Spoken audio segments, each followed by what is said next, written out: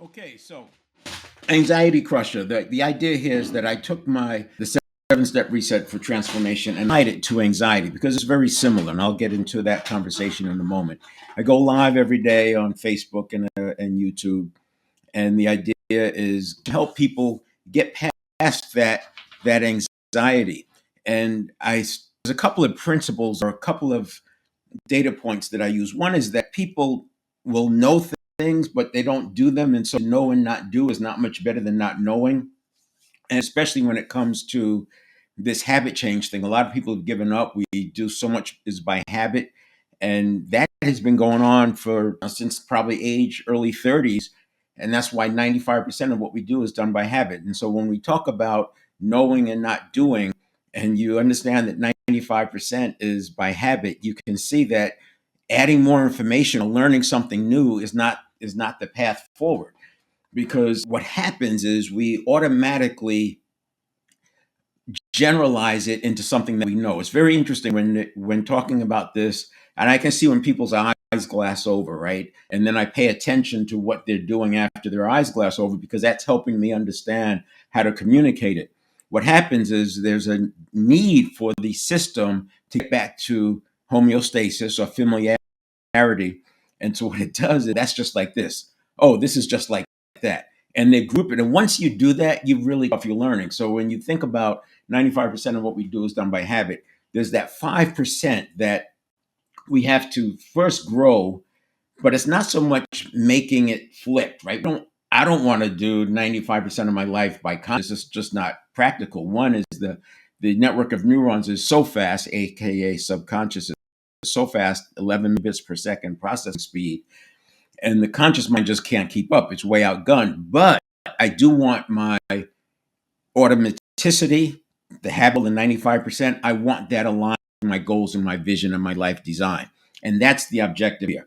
Now, the other thing that happens when I'm talking with people is that there's this sounds like neuroscience. I work hard not to put any neuroscience terms in there, but people who've been working at learning this thing of habit formation, you have to go through the neuroscience lens. First of all, neuroscience is very much in its infancy. When you consider that the brain is 100,000 years old and we didn't have the scanning tools to understand the myelin and mirror neurons and neurons in general and all that, it's in its infancy. And so the neuroscientists, in my view, they go deeper and deeper and deeper. They are way, way, way into the engine. And the metaphor I use, we don't have to build a car or how the car is designed or the internal combustion engine works. You don't need that to be able to drive the car. That's where I'm operating here. This is a coaching model, and I'm applying a self coaching. And you can drive a car at high performance without ever knowing the difference between a throttle body and a carburetor.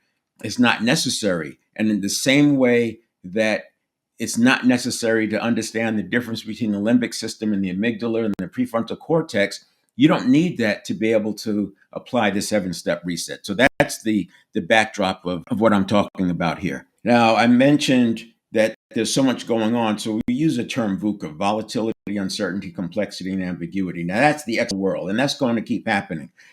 Moore's law back in 1967 and then revised in 72 said that technology will double every 18 months. Well, if you think about a doubling that many times, when you're doubling something over 20 times, it's clearly on the straight part of the curve. And that's where we are. We are on the straight part of that exponential curve. And this is why even with artificial intelligence, Chat GPT came online, what, 23? We started hearing more and more about it. It's been around for a while. OpenAI has been around for a while. But it started becoming more mainstream, I want to say 23, early 24. And at that time, this was this big new thing. And so much money was being poured into artificial intelligence. Now, when you look at what's going on, we're like in multiple iterations. We're on Chat GPT 5 now, but other competitors are coming in with artificial intelligence that's cheaper to build and execute than it was for OpenAI. So that's that steep part of the curve, right? With the benefits of chips, and that's continuing, right? Chip design and manufacturing. And then we've gone through the benefit of cloud computing and servers, et cetera, and the speed of processing. And now we have artificial intelligence, which can program apps and et cetera. And so that's this steep part. Now, VUCA leads to this new term, BANI, which is brittle, anxiousness, nonlinear, and visible. That's the experience. So VUCA is the external world. The BANI is what we're experiencing. And that brittle and anxiousness is what I'm concerned about because it can inhibit judgment. It's already bad enough. We don't do what we know already. And that just gets worse because as we get into fight or flight, we close down and our field of vision, so to speak, is reduced. And we're only looking at this one thing. And that limits us from accessing, again, what we know. So the focus here is let's get us to a place where we're using more of what we know. And that's why I started talking about anxiety, because this is really a transformation conversation, but it works for anxiety. So one metaphor that I'm playing with, if you think about a leak and you're in there and you're getting anxious because the boat is filling up with water. But then you find a pail and you start bailing water out of the boat. When you get to the point where you can bail faster than the boat is taking on water, your anxiety starts to go down and it starts to decrease. Now, you'll never get to a point where there's no water in the boat because the leak is still there and it's coming in. I would say the transformation is going to that next step where you plug the leak. But not only do you plug the leak, you now use that excess energy and resource that you to get a bigger boat, faster boat that's more aligned with your outcome, desired outcome. And that's what I talk about, the automaticity. So we want the automaticity working for us. And I don't want to say it's working against us, but it's working for a model that was formed when we were 0 to 7. That's when the majority of our conditioning was set. And then from age, and it's tweaked in the teens, and then from age 19 to about 27, that's where our model of the world is formed. And this idea of automaticity, it was perfect in a hunter-gatherer environment because what you learned from 0 to 7, this is 10,000 years ago, right? What you learned from 0 to 7 probably still made sense at age 35. Today, what I learned as a boomer from 0 to 7, completely different than what we execute today. So the idea here is let's create a map of what's going on so we can actually reset our conditioning. The same way that conditioning was set from 0 to 7, the 7-step reset enables you to reset that conditioning. And that's where we're going. Now let's pull up some slides here. If I look at the transformation world, right, we're going along, and some of you may have seen this before. You're going along and we're just in this zone, right? This is the pattern that we have. And as we get more VUCA and the BANI and all, we end up with a lack of coherence, right? And so you have this rigidity and chaos out here, and the coherence actually gets reduced. So you go from there to something like this, where you have more rigidity and chaos and less coherence. And as we go through this pattern, that's what's happening. So in the first step of reducing anxiety, we're moving this back out again. So we're getting ourselves back into this comfort zone, if you will. Where transformation comes in is making that trajectory where not only do we break out, but we get on this trajectory. And in that trajectory, you have principles that we're going to follow. In Good to Great, Jim Collins talks about the flywheel concept. So out here, we have VUCA, and over here we have VUCA. And when we try to respond to that, it's how we end up with the BANI, because we're not grounded. And this can be, out here we have threats and we have opportunities. And responding to every single thing is just going to make it worse, and that's where the BANI comes in. So when we are above the line, we don't have the curbs that we are used to. And so we have to rely on what I call near principles. And with those near principles, I use research, deep, broad research. And Seven Habits of Highly Effective People is one of the go-to because of the amount of research that was done there, and because Stephen Covey was working with organizations as he was developing it. So it's solid. And my point is, it may not be quote unquote a true principle, but it's near principle when it comes to what we have. Unlike a sports team that faces an opponent that's trying to stop their every play every single week or maybe multiple times a week, in leadership and organizations, we don't have that opponent in our face trying to stop our every play. And so we have the luxury, unfortunately, of using what makes sense or what sounds good. The person with the loudest voice, that's the one that, or the person who's most persuasive. And you end up with these crazy models. You had a family metaphor, a leadership metaphor of family with the patriarchy. You have another one of a political metaphor. You have another one that might be a friend metaphor. You have all these different leadership styles that go with these different metaphors because there's not an opponent that gives you immediate feedback. A football team in the U.S., every week they're facing an opponent at a world-class level, and you don't see trick plays in the pros. Trick plays in Pee Wee, trick plays in high school, fewer trick plays in college because the level is higher and higher, and trick plays don't have a high percentage because if you know it's coming, you can stop it. And so what makes the cut at the end of the day are the high percentage plays. And that's what's, in my opinion, that's what's missing. That's why I have the program Dynamic Leadership, because we focus on the high percentage solutions. Back to this. So if you look at Good to Great, he has the flywheel, the hedgehog concept.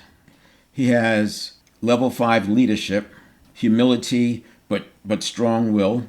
He has Stockdale paradox. Yes, it's hard, but I will prevail. And he calls that the Stockdale paradox. I know it's difficult, but I will prevail. That's very different than this is really hard and leaving it there. That's the growth mindset, even in the midst of chaos. And then in the book, Great by Choice, he has the 20-mile march. And the one that really applies to this trajectory, if you don't remember anything else, is the simple, methodical, and consistent. Simple, methodical. If you stay consistent, methodical, consistent, and you focus on following principles, and if you fall into that, then the emotional people can push your buttons. This is how people get hijacked. If you ever watch YouTube videos of the quote-unquote Karens getting triggered, you can see it happening, and they can't get back to rationality in that moment. They can't suppress it. They're just off and running. It's almost like a phobia. You can almost look at some of these triggered behaviors like phobias, and this is interesting because when you go through the transformation part, I didn't draw it on the pad, but there's a barrier that comes in. So there's a barrier that comes in right here, and that barrier knocks us back down into this pattern because we're dealing with beliefs and stories and fears and all these things that we've resisted or that we've run from in the past, and then they come back into play. So the emotional area is very, very important. And in the 7-step reset, there is an emotional modulation step to bring that back into homeostasis, so to speak. And this is what I was talking about, where we run laps around the mental, physical, spiritual, emotional. Mental, physical, spiritual, emotional. We run laps around that, but I use the 7-step reset to build in new habit patterns that automaticity is working for us instead of getting in the way. Now, when we build those habits, keep in mind that we're making about 33,000 decisions a day. And think of that as stimulus response cycles. Every day there's 33,000 stimulus response cycles. And so we have a pre-stimulus, then the conditioned reaction. This is only a quarter of a second, this process in here. But the entire thing is like, let's call it a second or 2 seconds. And then the response, after the response, we go back to step 7, which is return to homeostasis. And then we go through this again. And so we're just doing this loop over and over and over 33,000 times a day. And if we don't get a handle on it, then we're just triggering ourselves for more anxiety, triggering ourselves for more anxiety, triggering ourselves for more anxiety, and this is how you can get that triggered behavior. So here's the 7-step reset, high level. You have the step 1 is who we are. That's our development, where we are in our personal development. You just take a screenshot of this. I don't want to go into detail because I do this every day. So there's all of the prior ones are available either on the platforms, Facebook and YouTube, and also 7stepreset.com/live. I've put the videos out there that cover each of these steps. So this is our development, the neuroplasticity, priming, mindset, physiology.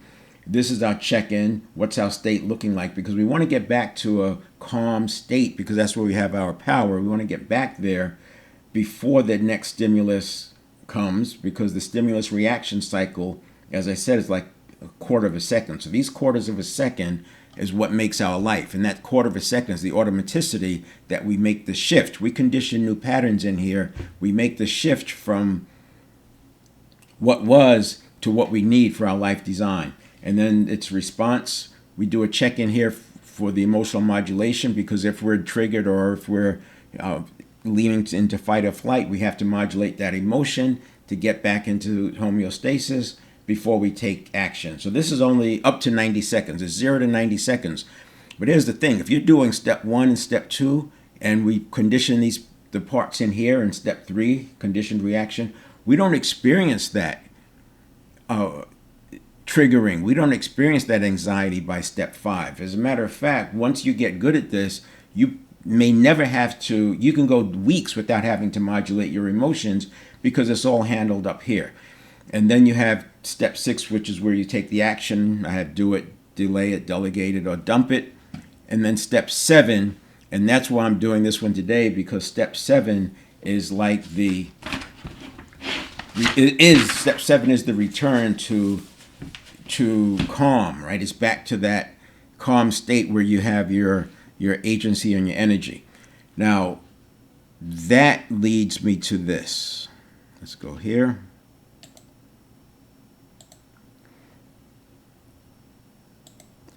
When I was doing the event yesterday, I wanted to cover a few things, and I recognized that this concept of steps 1, 2, and then 3 is the stimulus response, the quarter of a second that's governing, or that changes the life, the automaticity. Then we have 4, 5, 6, 7, and then we loop around and we do it again. So rather than just working on bailing water out of the boat, I use a concept of, if you think about 7 leading to 1, leading to 2, and I focus just on these 3 steps. So by focusing on 7, 1, and 2 and expanding those, putting our attention on those, you can still do and deal with the 3, 4, 5, 6. You can't stop the external environment from throwing things at you, but you can certainly change how you react to that external environment. So what I do is now take the 7 steps 7, 1, and 2, and we're going to expand this. We're expanding it to reduce the amount of external impact we have. So 3, 4, 5, 6. So you can't completely control your external environment, but we can certainly expand this. Now, one more view is that I would say, yeah, so for sure, if you look at the steps 7, 1, 2, this is our day. This is what our day looks like, right? This could be stable all the way through. You're not literally going through step 7, 1, and 2, step 7, 1, and 2 with each stimulus response cycle. It's more about your present moment, your state of being, returning to the present moment is your 7, 1, and 2. And then you have the 3 to 6 out here. So to make this make sense, what we're looking at doing is taking your 7, 1, and 2,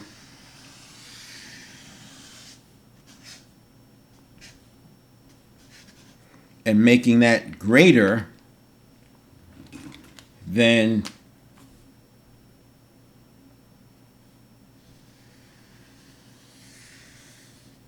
your 3, 4, 5, 6. Now, how do you do that? Well, if you have 33,000 stimulus response cycles a day, some of those are coming from internally, right? Some of those are internal stimuli, but many of them are external.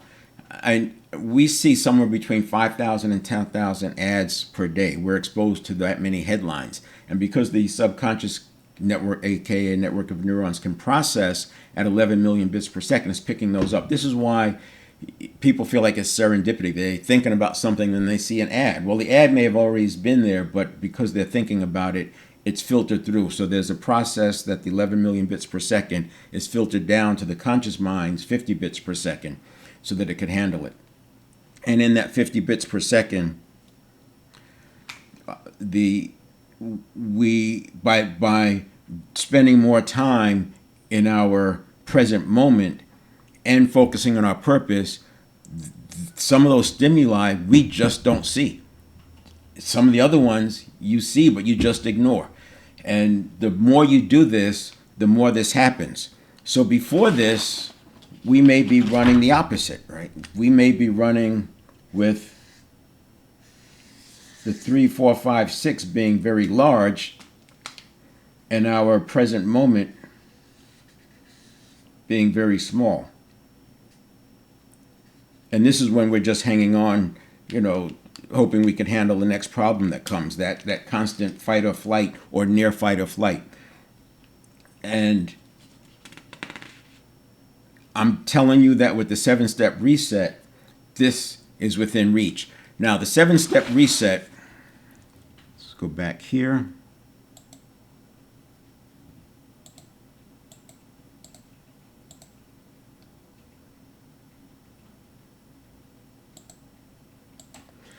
So the 7-step reset is not a neuroscience view. It's a coaching model. And the coaching model, I'm telling you, it's also good for self-coaching. It helps if you have somebody working through asking you questions, especially when it comes to beliefs, changing beliefs and all that. But it is a coaching model. Now, one of the challenges I have in talking with people with this, now in my program, my 90-day transformation program, we work through it. All right, we get through it. It's very easy. You have a common language. It's very easy to talk about. In watching a video like this, there's a lot that's probably coming up for you. For example, you're starting to wonder, what about this? And what about that? I talk about the subconscious versus it's the network of neurons. It's not the subconscious. And the thing is that, as I said, we don't use what we know because it's by habit. And one of those habits we have is to generalize new information into something that we know. Now, people will not have an issue with muscle memory. If someone, most people know or have heard the term muscle memory. Many people have actually used it and used the term, and many actually apply it. If you've played any sports, you know what muscle memory looks like. And what I'll tell you is that it's not muscle memory, it's nervous system memory. That's an important point. The muscles don't have memory, the nervous system does. So then the neural pathways are firing.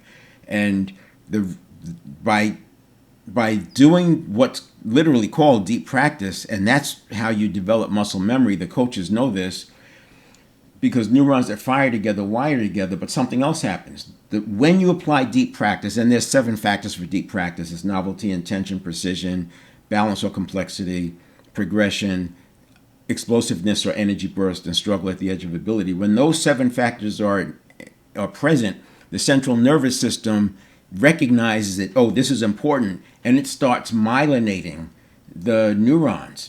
And it sends in more neurotransmitters. So you have more synapses. And the more neurotransmitter you have, the stronger the signal can be. This is why the muscle memory happens. This is why people do the behaviors automatically. And then as you go further, it tunes the neurotransmitters. The myelin improves the firing and the precision, the speed and the strength of the neurons themselves. And that's how you get a strong neural pathway. This is why in a phobia response, you see somebody really just like, it's like life and death. That is a highly myelinated neural pathway in my view. Why is it so strong? Because most of those phobias, and I'm not talking mental health here, by the way, none of this is about mental health, but those phobias often are formed from ages 2 to 6 or so, and that's when the conditioning happens. The threshold for myelination is very low. The threshold for neurotransmitter building neural pathways is very low, and those get locked in. And so the result is faster, more precise signaling and stronger habits. So when I'm describing this information, the 7-step reset, I often run into a block with people because what comes up, and you may not be able to see this, but you can screenshot it. So I call it the neighborhoods in the network of neurons. So there's 100 billion neurons, and neurons that fire together wire together, and the neurons behave the same. They improve the same way, they execute the same way, they myelinate, the synapses, the neurotransmitter, the strength of the signal, all of that is the same. Roughly speaking, for our purposes, we're not trying to build a new engine, we just want to drive the car. So people start connecting things because words will trigger things. Oh, wait, I heard about, isn't that the basal ganglia? Or maybe that's the amygdala. Oh, it's the hippocampus. No, it's in the prefrontal. It doesn't matter. These things don't matter the same way it doesn't matter whether we're talking about the problem being in the throttle body or in the fuel injectors themselves, or maybe the car has a turbocharger and we're dealing with some of the impeller planes or the propeller veins. Sorry, and it doesn't matter. Is the car getting enough air? Is it getting enough fuel? Unless you're the mechanic working on it, all you have to do is turn the keys or push the button, start the thing, and drive. So this, you can use this as a cheat sheet. I don't want to get into it because this is not about neuroscience, but this is where you can look at the function of that neighborhood of neurons. This is the neighborhood. They're all neurons, all the 100 billion neurons. These are the neighborhoods. These are the functions. This is what it looks like in daily life.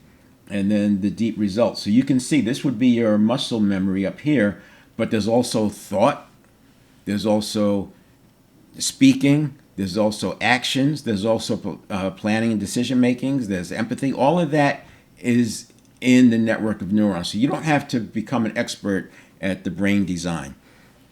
And then I want to make a bridge to emotional intelligence, because when you look at that part that I was talking about with the, let's go back here real quick.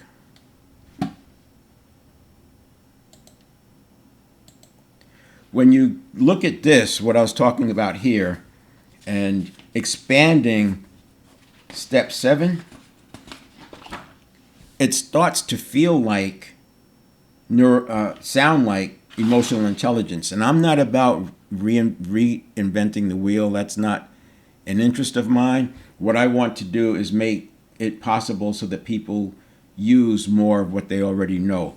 And there's a huge emotional intelligence community. If you're on LinkedIn, you can go to the Emotional Intelligence Network. They have great content. There's a good filtering system for what becomes content out there, and you can gain a lot of information about emotional intelligence.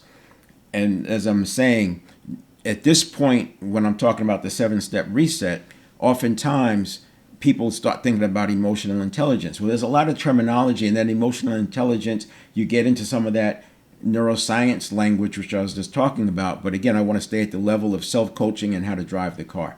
So there's 2 systems that come in with emotional intelligence. You'll hear some of your people who are deeper into it will talk about social intelligence. I say, yeah, but it's what I'm talking about is social intelligence. So emotional intelligence is the internal, social intelligence, the external. So there's 2 axes. One is in, one is out. And back to my 7 performance areas, we have to first master the internal before we go after the external. That's the same thing that we're saying here, master the internal before engaging external. Regulation precedes relationship. So that's the emotional part being in the middle. As I said, the emotional is the gateway to the right side. So the left side is in our control. The right side, we need other people, right? Relationship, professional, and financial, there's other people involved in that. But the emotional is the gateway to that, because if we get triggered, we could do everything right in the left side, but you get triggered. Trust is like being built on the escalator going up, but you can lose it like jumping out the window coming down. So that's what I'm talking about. Regulation precedes relationship. Relationship precedes professional, and professional precedes financial. Agency anchors empathy. So by having agency and comforting yourself, you're not being threatened by external, and you are able to be present. It's very difficult to have empathy when you're so stressed out. This is one of the reasons, if you notice anything that talks about what to do if you're depressed, they're almost always on that list is volunteering and helping other people, because it gets you out of your head. So the power of internal agency, stability and chaos starts within. Once you get that 7 of 1 and 2, those steps, once you get those steps built out and larger, you find stability in the chaos, because you're not responding. It's not that you've controlled the environment that it doesn't hit you. It's just that you have the agency to ignore them. Your purpose is big enough that you don't have to pay attention to all these things. The ads, the headlines that are designed to get your attention, to get you to do things that you wouldn't ordinarily do. You don't even notice them. And when you notice them, you recognize, oh, that's just a priming headline, and you can ignore it. So calm body equals a clear mind, leads to decisive action. Back into the 7 steps. Emotional state drives strategy and execution. Is very difficult to execute if you are in fight or flight. If you've ever been interacting with somebody who's in that fight or flight mode, it's very difficult for them to think rationally. And the worse, or the deeper they are into that fight or flight, faint or fawn, then the more difficult it is. So as a leader, we step back. Coaches know that, you know what, I'm starting to get into that trigger territory, let me back off. We'll come back to that at a different angle. Once they get into that, the fight or flight creates the cortisol and norepinephrine, adrenaline, etc. And now we have a neurobiological event, which is, it can take hours. You know, if you've been like triggered by somebody, you've felt it. You can be hours with that. Those chemicals are still in your body. They're affecting your day. So as a coach, I don't want that to happen. I back off as soon as I notice it, and you learn to see those signs. That's kind of step 2, is checking in on yourself, but also being aware of what's the beta brainwave state and what's the HRV that's going on. You don't know what those are. You can't see them, but there's signals, there's clues, and those clues show up way, way, way before fight or flight happens. So self-leadership is a leader's first duty. You have to keep yourself in homeostasis, in a calm state, so that you can see those things and have the sensory acuity that's needed. The mirror neurons and resonance.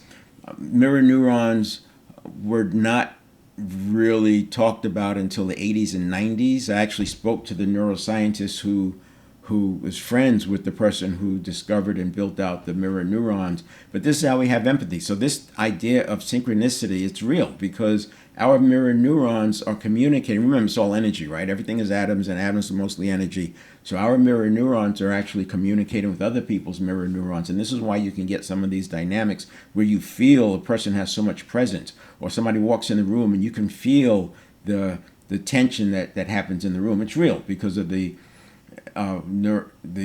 empathy.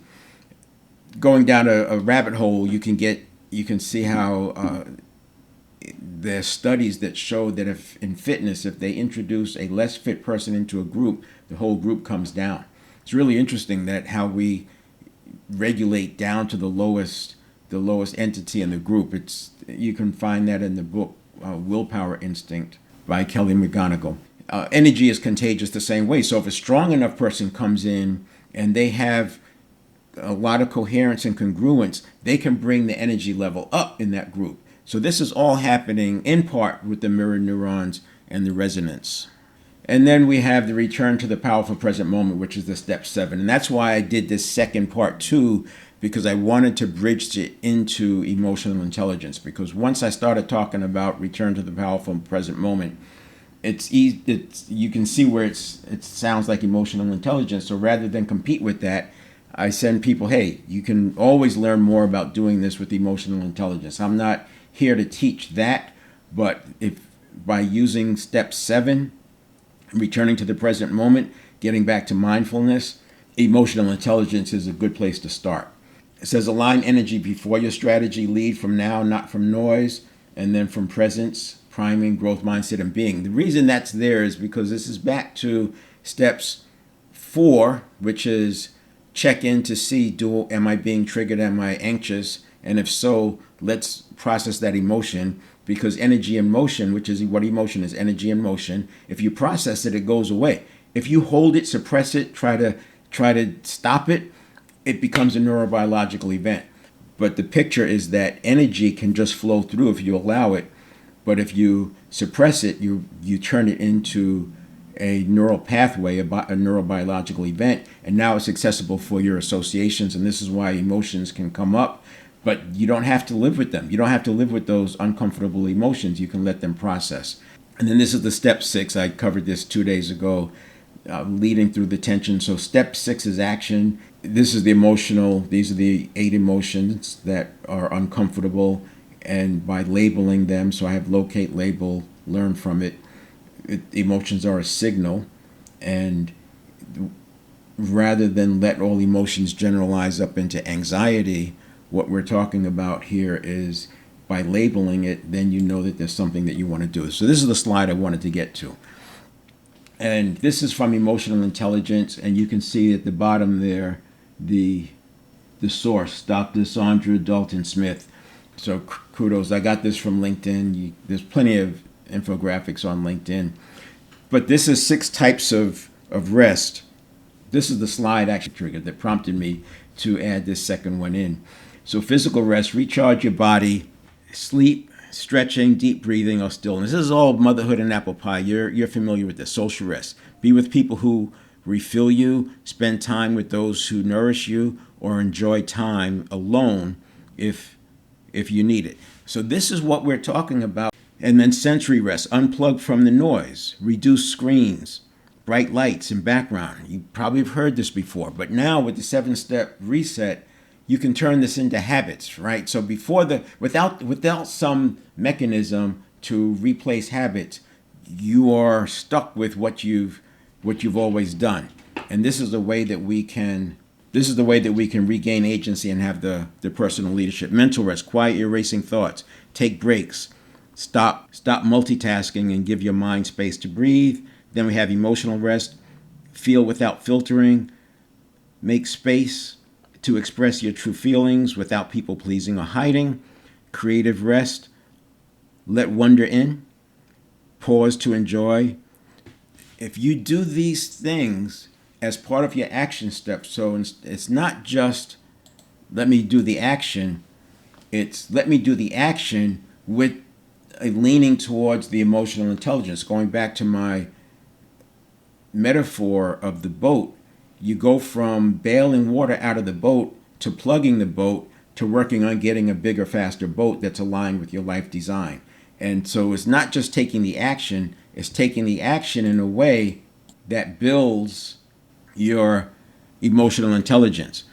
And here's how to improve your EQ. And here's another one. You can actually get this high resolution one from follow Sean McFeet. And he's got a newsletter. I probably got this one from LinkedIn Emotional Intelligence Network. But here they're talking about recognize how your actions influence others. Seek input and be open to constructive criticism. Own up to your words and actions. Again, motherhood and apple pie, but to know and not do is to not know. So let's use the 7-step reset to actually start doing some of the things that we know. And that's why I bring the infographics in, so we don't have to make up what are we going to do. We just use these infographics. Most of them do a good job of capturing the best practices, what I like to call near principles. And the more you live your life by near principles, the more you'll find that the world is conforming around you. You don't have to chase everything. You be patient, keep doing your thing. Remember the trajectory. Just follow that trajectory, and using concepts like the flywheel and simple, methodical, and consistent level 5 leadership, hedgehog concept, and allowing return on luck to happen because you are in a calm state. Respond thoughtfully to conflict rather than reacting impulsively. Learn to inspire and motivate yourself. Communicate assertively. You can take a screenshot of that. And these are the things that people say, people that are emotionally intelligent say. And this last, I'll show this slide too. So this is emotional intelligence. What is it and how to improve yours?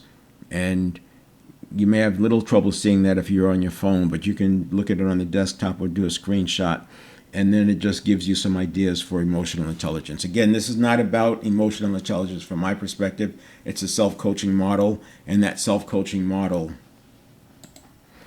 It's a self-coaching model. It's not neuroscience. I'm not competing with emotional intelligence. That self-coaching model will enable you to work to your life design. If you're in your 50s, which is most of my focus, people 50 and above, Transformation After 50 is my podcast. If if you're in that group, many people with living their lives that long by habit, those habits are so deeply ingrained, and the biggest obstacle to habit change is habit itself. That's why I start with the 7-step reset. First thing we want to do is gain some space, and then you take that space and you start using that resource to lean into your life design. And the more space you get, and then you expand that step 7, 1, and 2, right? You expand the 7, 1, and 2, so you're responding to less. But when you respond to the fewer things, you're responding with agency, you're responding with emotional modulation, and you're taking actions that are aligned, and you get to ignore. So I would say that you can live a life that you're not having the 33,000 stimulus response cycles a day. You can cut that way down. So it's not about doing a smaller percentage of my life by habit. It's about responding to much fewer stimuli to begin with. That's the idea. We're going to respond to few of them because many we'll just ignore, many we just don't see, and others are already handled with automaticity because they're aligned with our purpose. That's it. So to next week, I'll go back to the drill down a little bit deeper in step 1. I'll talk a little bit about how we can neutralize beliefs, because that's a difficult one. People don't know how to handle limiting beliefs. They've been living with them for so long, and it's actually a fairly simple process once you understand the dynamics of it. But beliefs are a powerful one because in fact, that whole first step, beliefs, neuroplasticity, priming, mindset, physiology, it can be a loop, and I can enter anywhere in that loop and impact the entire step. Priming, bam, I can put somebody into a fixed growth mindset. Get their physiology weak, bam, they're priming the neuroplasticity. They lose command of their habits, and the beliefs may get triggered to other imposter syndrome type beliefs. So that's an important step. So I'll stay there on step 1 for a bit. And then step 1 and step 2 sort of go together, because step 2 is about a dashboard and checking in where I am, and then using step 1 principles to get back to even keel. All right, we'll see you. Again, I'll be live on Facebook and YouTube. Go to 7stepreset.com/live. And on that website, that landing page, you'll be able to get more information, see some of the old videos, as well as join me on stage next time. All right, see ya.